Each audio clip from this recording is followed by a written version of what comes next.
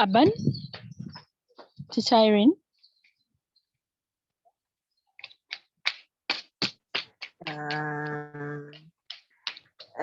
Queen Victoria.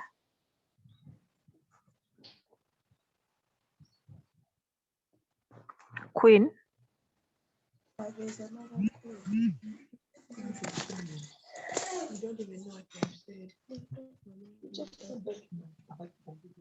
Okay. Tamale Tendo. Teacher, I think urban has to We are losing you, Tendo.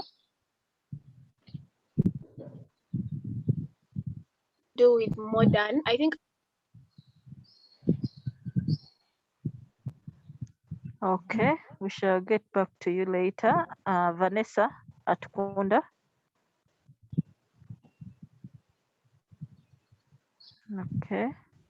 Okay, now Vanessa Atkunda. You can unmute. Teacher, for me, in my own words, I think urban means something to do with a town or city. Okay, it's okay. Can we have one to define for us rural? Nabanja Faith.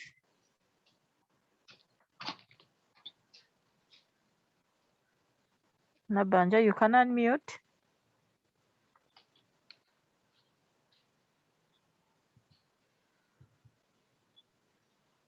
Okay, Nabanja is not there.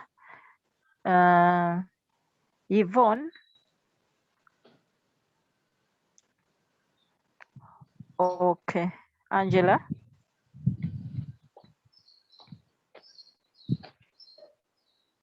Angela, you can unmute. I think when you talk of, yes, I think you talk about a place that's rural, you're referring to a place that's less developed and more of the countryside or the.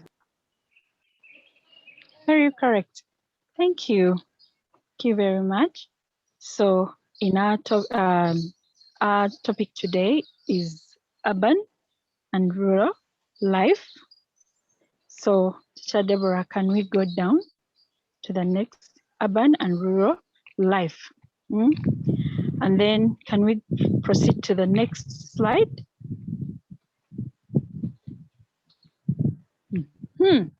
So we have some pictures there. Let's look at them carefully and try to define them. Let's look at them carefully and try to define them. Okay.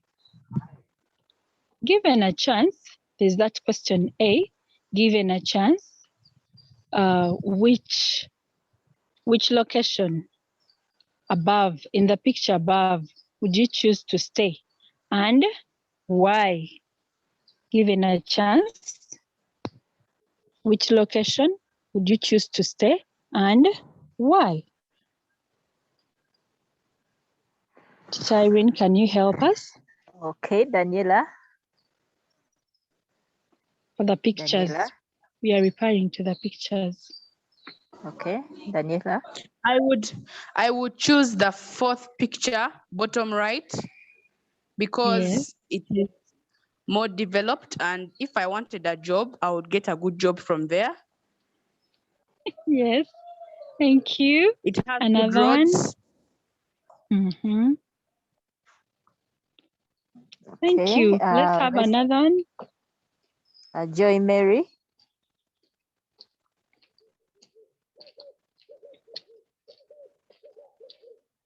You can unmute, Joy.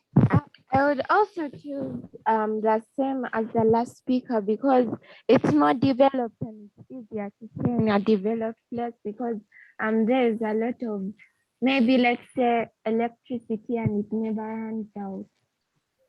Wow, thank you. That's correct. Another one. Chirabo Pal.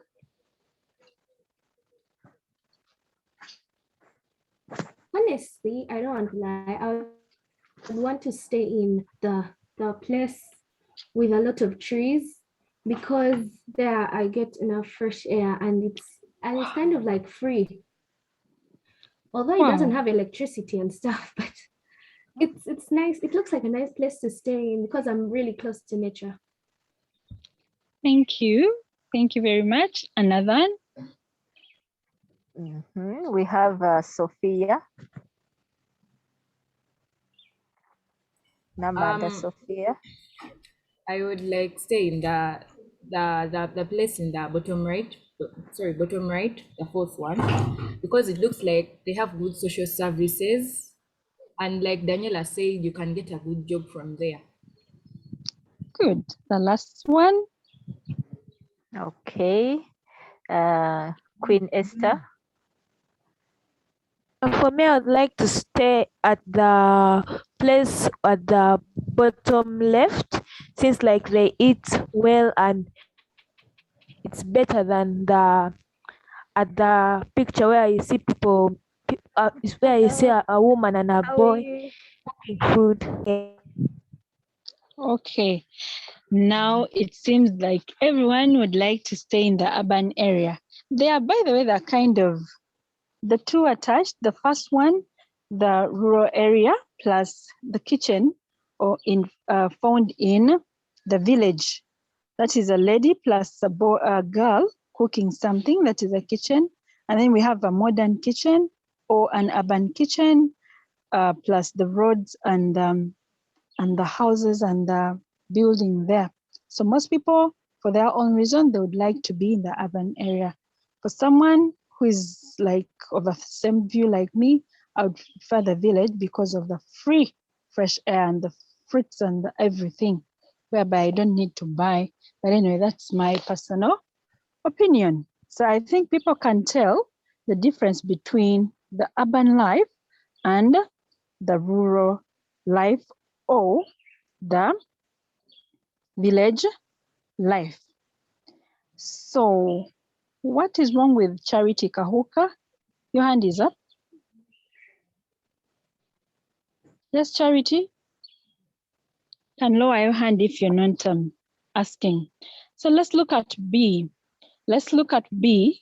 Please mention 3 advantages and disadvantages of rural life as compared to urban life, which means you're going to give me 3 advantages of rural life and 3 disadvantages of rural life. Let's start with the rural life. Miss Okay. Irene. Yes. Nakalembe Allen. Yeah, there are reduced costs of living, and it's also spacious enough in the rural life. Pardon? There are reduced costs of living compared to this urban life, and also it's spacious enough, like to do whatever you want, and there are low crime rates. Yes, that is an advantage. Thank you. Another Let's advantage. have Ivy Kengoma. Ivy. In the rural life, the food, I think the food is cheaper, like at the market. Wow. Yes, and it is almost free. Almost, I didn't say it's free. Thank you. Another one, the last advantage. Jiwaji. Lina. In rural life, the air is less polluted. Wow, thank you. Yes. Now let's look at the disadvantages of the village life, of rural life. The disadvantages of rural life. Sorry. Yes, Natalie.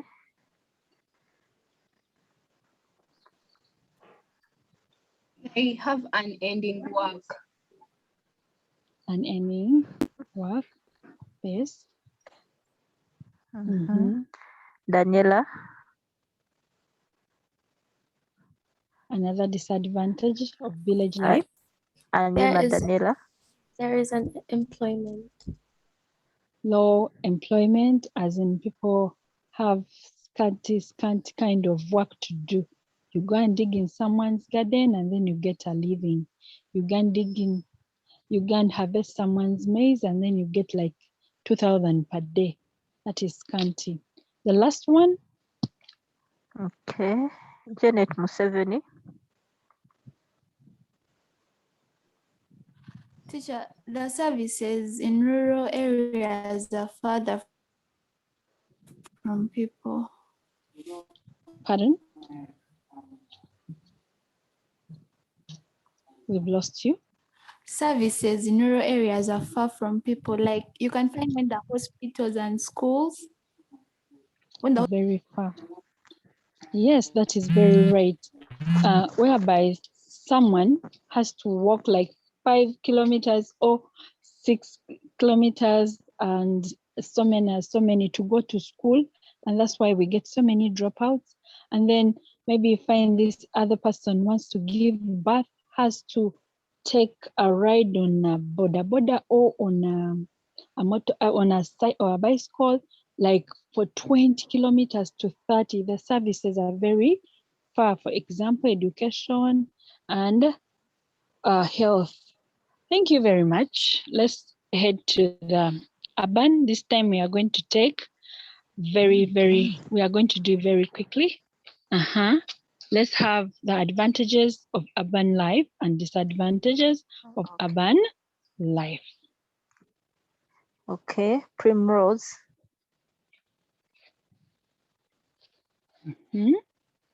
Yes, Primrose. Primrose. Okay, I think she's not there. Let's have Appeal Grace.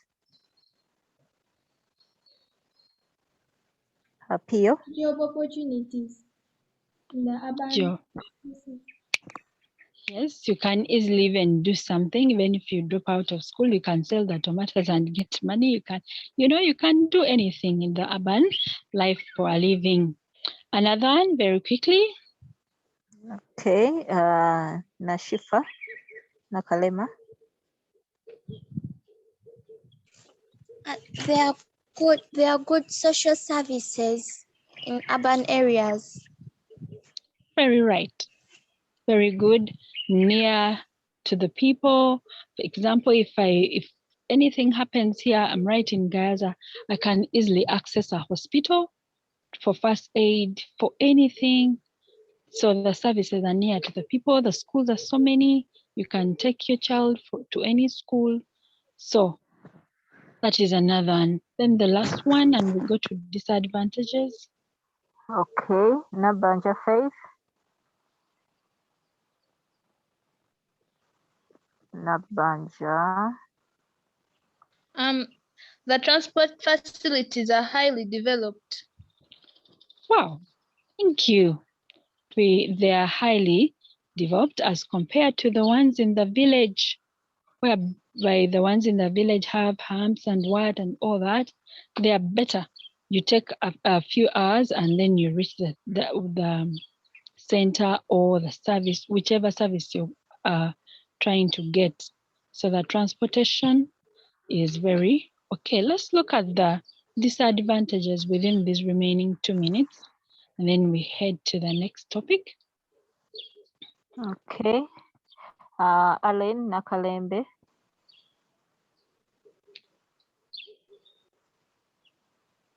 Alain, you can unmute. Actually, I forgot to put my hand down. Okay, it's okay. You can Let's have lower the it. disadvantages. Maria Namayanja. Disadvantages. Poor sanitation.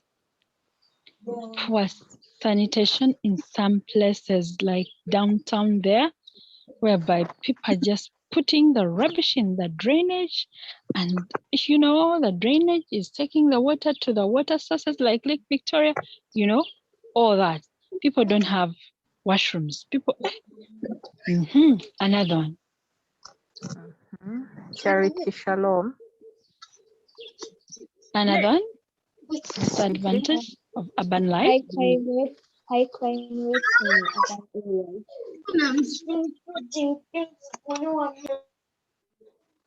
High crime rates in urban areas. Pardon?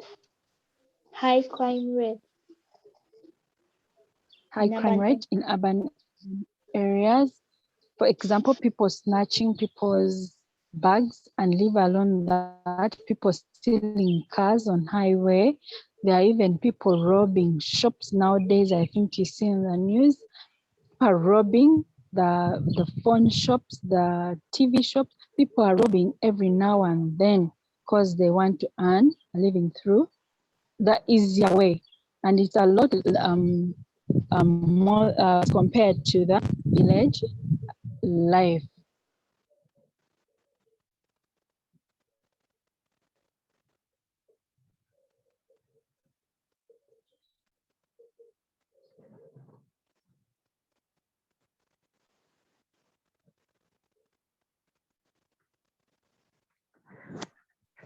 Disadvantages. Okay, now we can head to the topic, another slide. Let's have another slide. Let's have another slide, Teacher Deborah, on another topic. I think now we know that the urban life as compared to the rural life. For today's lesson, let's look at punctuation marks. Punctuation marks. Punctuation marks. The reason why I've looked at this one, punctuation marks, nowadays we are reading, we are writing summaries, we are writing letters, we are about to learn how to write a composition, and it's a better thing to learn how to punctuate our work. And Shadebi, can we go back to the first slide of punctuation marks? I really want, yes, we have the punctuation marks. And these are just marks used in writing to divide sentences or phrases, to divide them, to make them all symbols that make or help us to organize or clarify on the meaning of writing. Are we writing? Are we trying to quote someone? Are we trying to show that the speech has ended? Are we asking a question? And before we go to the next slide, I would request for someone to mention for us a few of them. There are those common examples of punctuation marks. There are those common ones. Yes, Teacher Irene, let's mention them. Okay. Namanda Sophia. An apostrophe. An apostrophe, that is right. Another one, those common ones that you know. We have only 5 people, and then we proceed. Tendo. Yes, Tendo. We can have a full stop. A full stop. Another one. Those are 2. Another one. Ashley.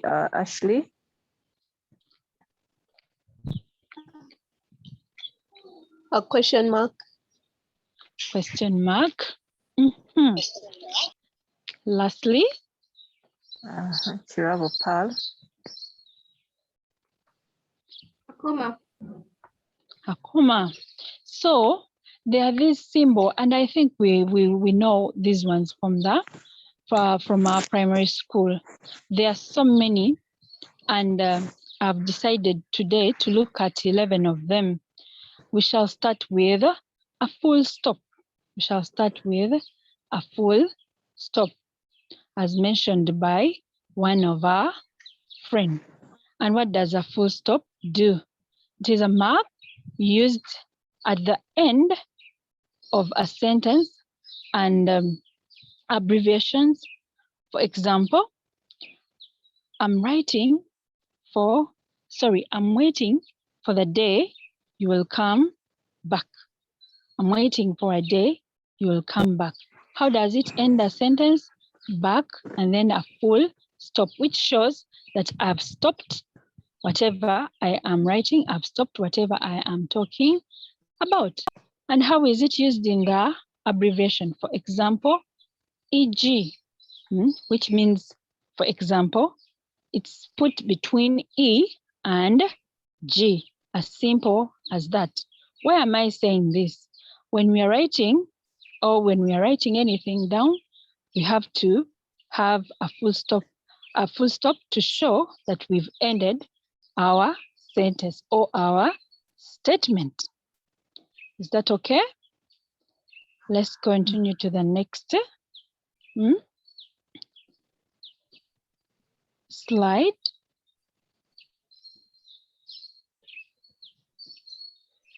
Continue to the next. Then we have the question mark. Of course, the question mark, everyone knows this. It is to deal, it is used only after direct and what this? Direct questions. For example, what is your best moment in life?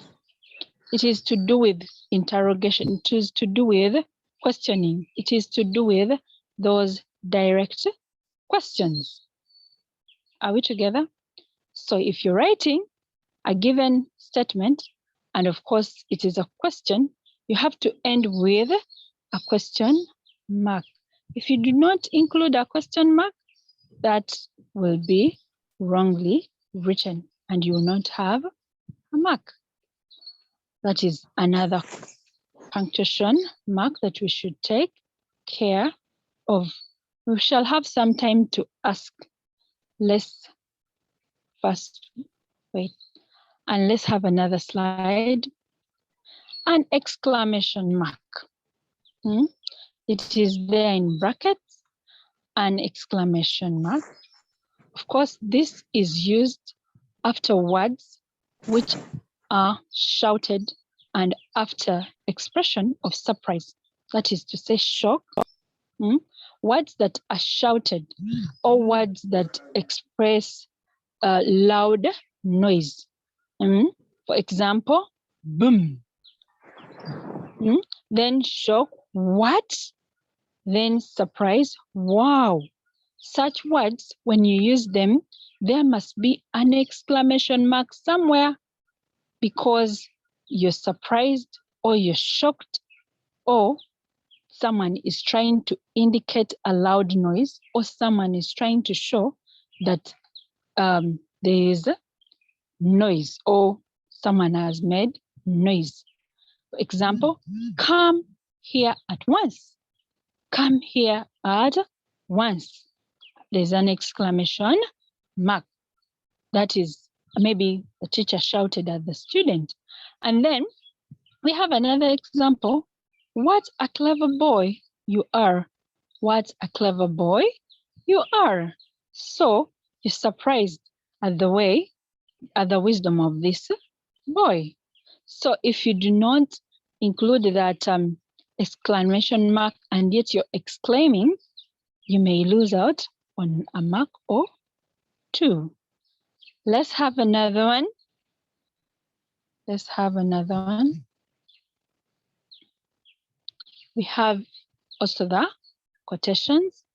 Don't worry, I'm going to give you time to ask. We have the quotation marks. You've seen them in brackets there. Of course, they come in a pair. If it is not in a pair, then it is not right.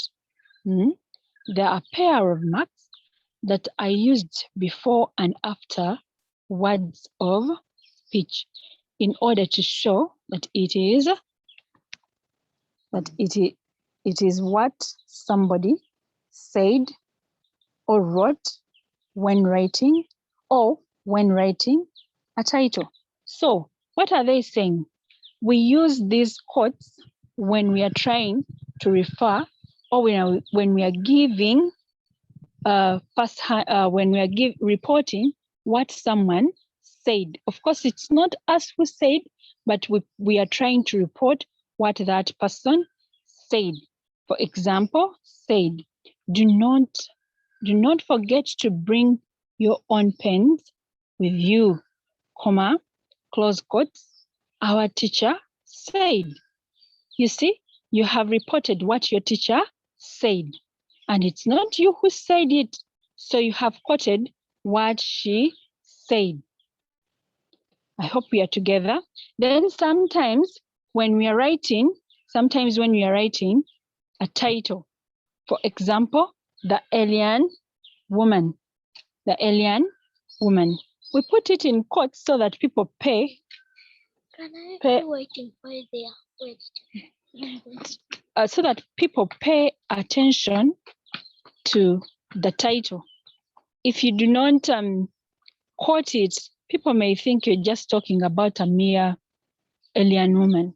But if you quote it, people pay attention to it, and they know that this is a title of a book or a movie or any text. Are we together? Hope we are together. Let's have another mark. Let's have another mark. Of course, we're done with the quotations. Teacher Debbie, can we go to another slide? Okay, we have the comma. We have the comma. Okay. The comma, it is a mark used to separate items in a list, or to show where there is a slight pause in a sentence. For example, here. If you're giving a list of something, if you're giving a list of, let's say, items that you bought from the market, you may use a comma to help you separate them, because you may have vegetables, you may have grocery like sugar and etc. and you want to give a list of the things you have bought. You can use a comma. Or if you're giving attributes of someone, my friend is beautiful, tall, and blah, blah, blah, and you want to give a list of things, so you may use a comma to show that, and also to show a slight pause so that you don't rush as you're reading something. For example, he plays football, tennis, volleyball, and hockey, so that you don't just say he plays football, tennis, volleyball, and hockey. Of course, now you will pad, you would try to, you seem like you're rushing into something. So the comma helps us to separate items in a list, or a slight pause. And then we can continue to another one. We have the apostrophe, as Daniela told us. The apostrophe, as shown above there. I think you're seeing it. It is different from a comma. Most cases, people mistake this. It is different from a comma, and is a mark used to show omission. It is a mark used to show omission of one or more letters in a given sentence or in a given word. Then sometimes it is used to show possession. Possession, for example, that is proceeds book. Possession of a given item. And it also, when writing plurals of letters and figures as shown respectively. below we have hasn't, isn't, can't. In can't, we have omitted the other N and the O and the T. And the O. Can't. We have omitted some letter. In hasn't, we have omitted an O. So an apostrophe is used to show omission, to show that there is something that we've left out. There's a letter we have left out. And also to show position of something, For example, Jimmy's pen. It belongs to him. And I think you see where it is. It is above Y, Jimmy's, S, and, Y and S, Jimmy's pen. And of course, when you're writing the 80s, the 90s, the 2000s, you've seen when you're writing plurals of figures and letters, you can use an apostrophe. So if you're given something like to write a letter, to write a speech, to write a report, we've looked at a report, to write a summary of a given aspect, use these punctuation marks properly as discussed. Let's go to another slide, please. There are quite many, but we shall put them in Google Classroom. We have the semicolon and the colon. Have seen the semicolon. It is a dot up and a comma down. So it is referred, that kind of a mark is referred to as a semicolon. And it's a mark used to separate parts of a sentence or items in a detailed list. It's used to separate parts of a sentence, parts, not items. Remember the other one was to separate items, but now this one, it's parts of a sentence or items in a detailed list. It has to be detailed, showing a pause that is longer than a comma, but shorter than a full stop. Of course, it is longer. For example, there was not a cloud in the sky. It was extremely hot. The pause is longer. There was not a cloud in the sky. It was extremely hot. Is that okay? Okay, let's continue to another. If there is any hand, Shireen, you can inform me. We have what we call the colon. The colon. This mark is used to introduce a list or a summary. A list, a summary,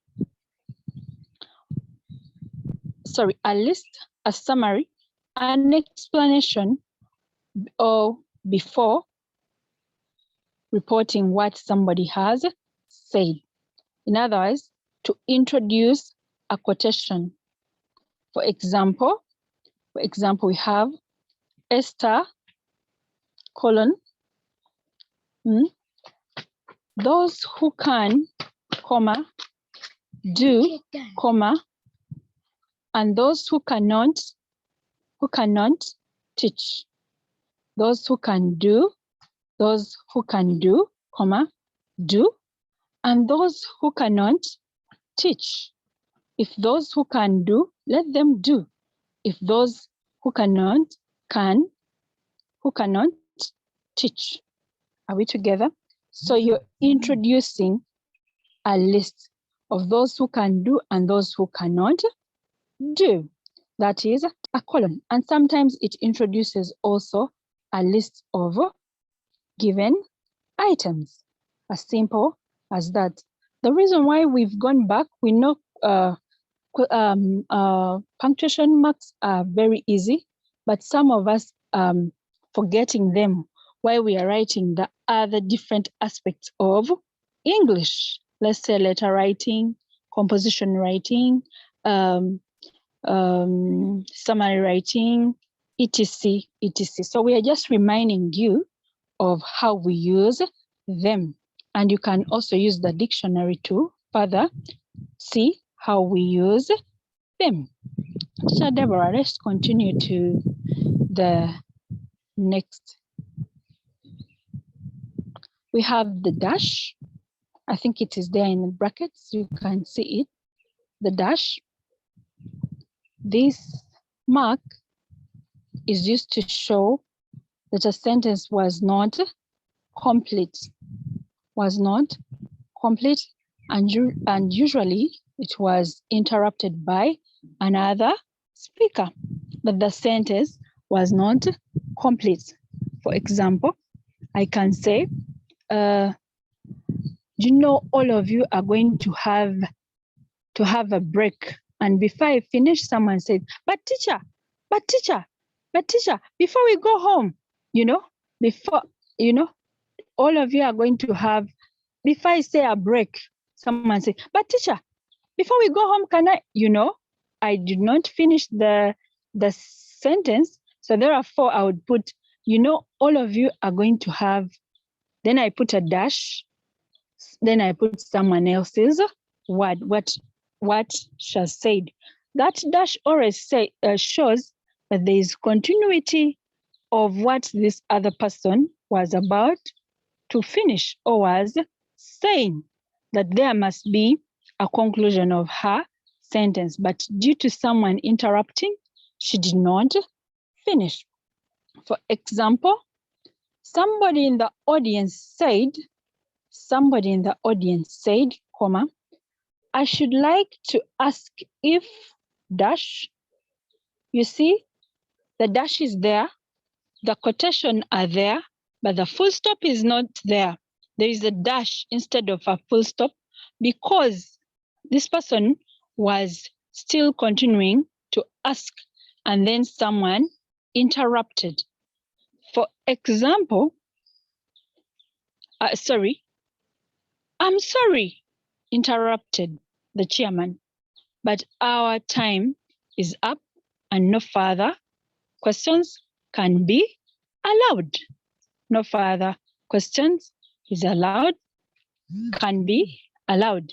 That dash shows that this other person was still continuing. This other person was still talking. That's why we don't see a full stop. We see a dash there, and then we conclude, we put quotation marks to show that these words were said by someone. That is the use of a dash. It shows continuity, that someone was interrupted, he would have finished the sentence, sorry. So Deborah, can we have another one? I think we're about to finish and we invite questions and also other addition. Then we have the hyphen. The hyphen in the brackets there, it is the dash up there. It is different from a dash. The dash is longer. A hyphen is shorter, but they are all in the same shape. So this is a mark. This is a mark used in composite words. That is to say, words made up of more than one word. For example, brother-in-law, father-in-law, living room, etc, etc. I think people will give me examples here. People will give me examples here. Shireen, can some people give us examples where someone uses a hyphen. Okay. Dahura.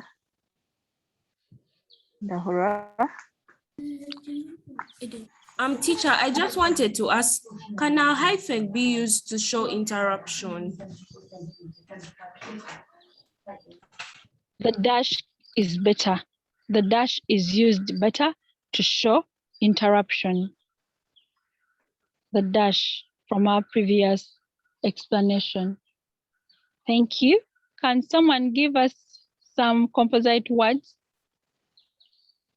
Vanessa. Teacher on duty. Teacher on duty. Okay. Thank you. Another one. Namagembe Margarine. Father-in-law. Father-in-law. Yes. Another one. The last one. Sister-in-law. Those. Passers-by. Passers-by. So those words that have two in one and they mean the same thing, they're called composite words, like father-in-law, passers-by, living room, etc., etc. So we use that small dash and it's called a hyphen. And then the dash is kind of longer and it's the one that is used for interruption, to show that someone was speaking and then someone else interrupted. I told you, for example, you're going to have, and then someone said, but teacher, before we go home, I haven't finished a break to go home, but someone interrupts. I hope I'm clear. Let's have, is it the last one? And then we invite questions. The last one, capital letters. Capital letters. These are used at the beginning of a sentence. These are used at the beginning of a sentence. These are used at the beginning of a sentence. And for example, we have, we are going to the market. We, the W must be capital because they are used at the beginning of a sentence. Of course, for emphasis, or it's a rule in grammar that when you're beginning a sentence, you begin with a capital letter.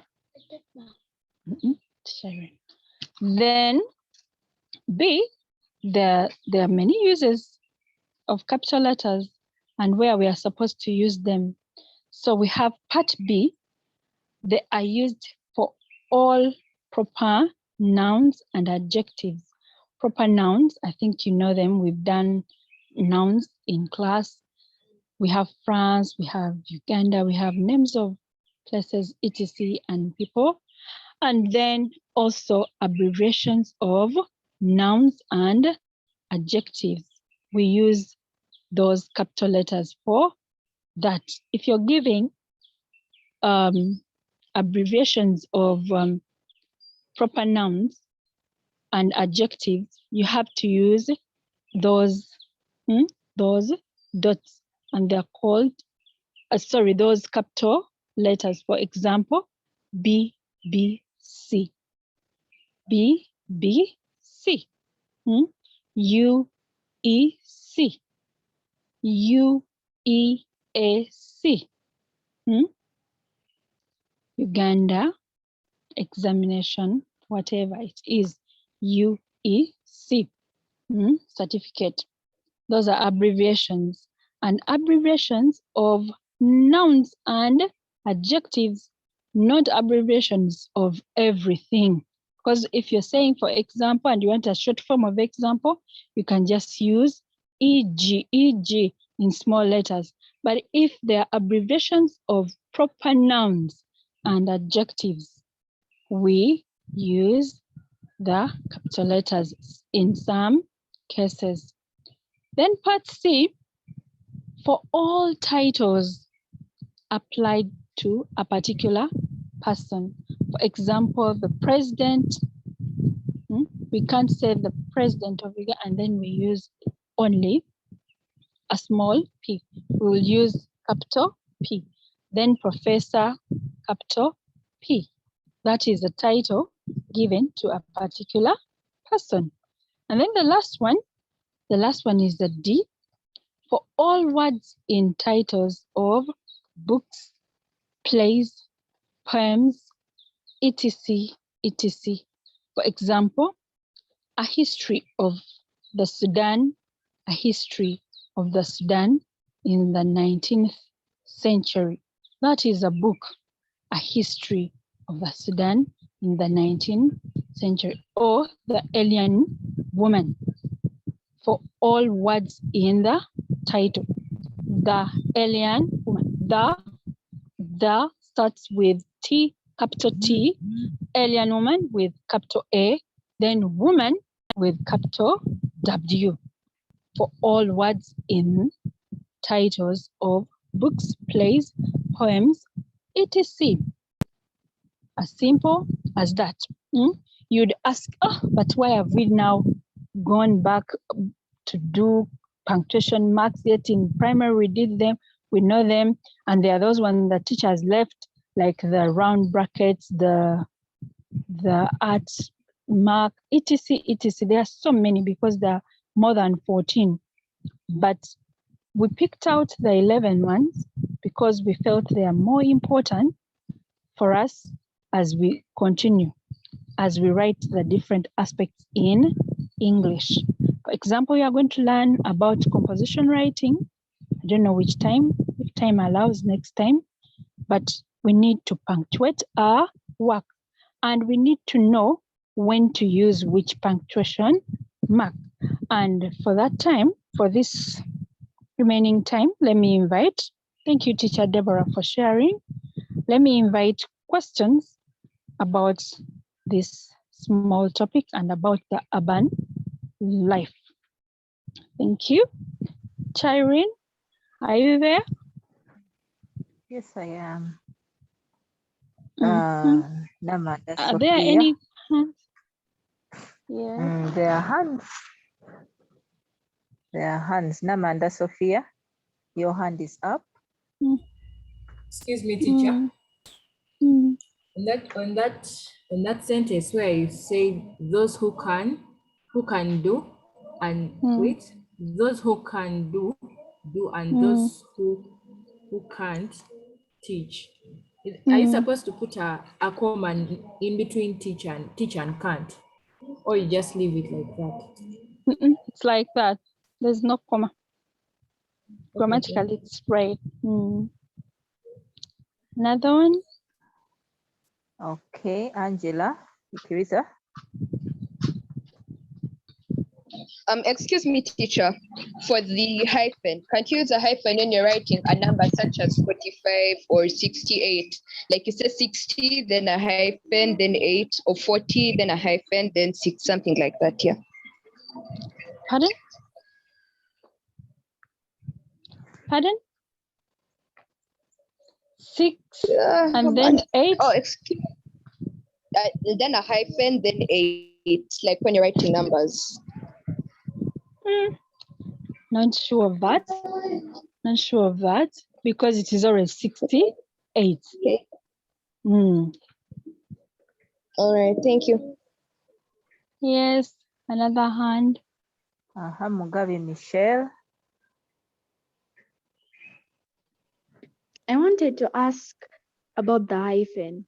So can a hyphen also be used when you're speechless or you have nothing to say? You like someone asks a question that maybe you can't answer, and they ask you maybe how old are you, and then you don't know how old you are because of your birth date, and you say then you don't know what to say. Is it a dash or a hyphen? Does the hyphen work that way? I think you're meaning a dash. Because you maybe no. There's yes, that because I and then dash means that you want to continue. but there must be an interruption. It's a dash, not a hyphen. No, I'm and not that is saying that. I'm not saying that. I'm not saying that you're getting interrupted. It's like you Yes, don't know please. what to say. That's what I'm asking. Can it be used in a way that you don't know what to say, or you're speechless? Teacher Percy, may I? You can okay, you can come in, Teacher Deborah. Am I losing people? Hello? Teacher Deborah? Whew.